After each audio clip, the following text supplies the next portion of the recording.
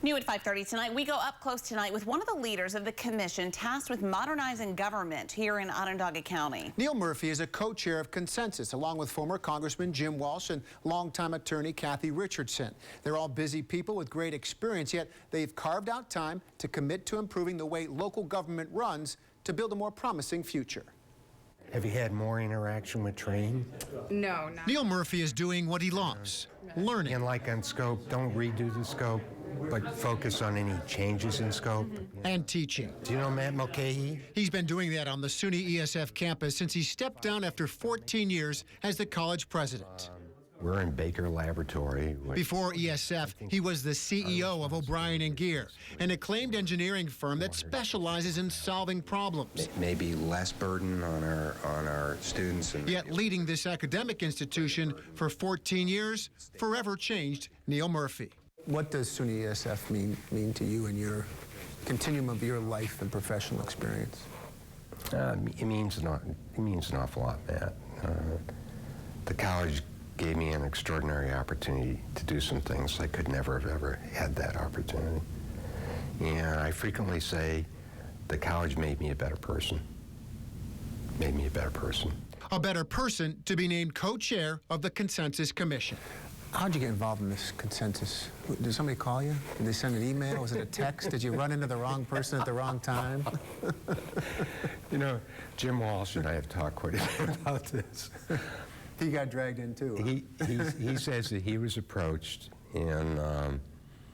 about serving as a co-chair, and he said, "Oh, geez, I'm not sure. I have to spend a lot of time in Washington." And whoever approached him said, "Well, Neil Murphy has agreed to do this." And he said, "Well, if Neil Murphy's going to do it, I'm going to do it." And I was similarly approached, and I said, "You know, I've just stepped down from a lot of responsibility. I like to kind of relax a little bit, maybe that kind of thing." And well, Jim Walsh said he's going to do it. I said, "Damn it, if Jim is going to do it, then I'm going to do it." Neil Murphy has a quiet ability to make people comfortable. His unassuming manner belies his high level of leadership experience. Yeah. But they're fortunate to have you. And Jim and Kathy. I mean, the whole group.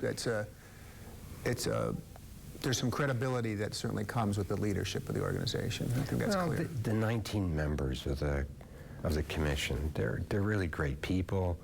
They're committed to this community. They want to make a difference. We've had robust, spirited discussions. The community was invited into the discussion last week with the release of recommendations to modernize government. Combining Syracuse and Onondaga County into one metropolitan entity grabbed most of the attention. How short-sighted is it to say this is about consolidating Syracuse and Onondaga County? That's just a tip of a big iceberg, isn't it? Yeah, I think that is, when people say that, I think it is short-sighted. This preliminary report, there are a preliminary set of options and recommendations. And the recommendations are actually 51 of them, and of which consideration of a metropolitan form of government that would involve both the county and the city is only one of them. And there's what I would call an awful lot of low-hanging fruit that would have substantial return. And there's a lot of things that are in the middle. And the idea was not to prejudge those. They came out of 5 committees of the commission, but put those out in front of the public and see what the public has to say about them. What's it going to do to our tax structure? Like the city of Syracuse and DeWitt has a After the first few public comment sessions, Murphy has pinpointed a divide in the merger idea. There is some concern in the city, for example, that there'd be appropriate representation in that metropolitan government. And I think there is some concern on the part of those that are outside of the city, might be referred to as the suburbs of the city. Are we going to have to assume any of the financial liabilities of the city? And those seem to be the two poles. It's a great experience. I wish I had a similar type of thing when I was in school. Remember, Neil Murphy is still learning.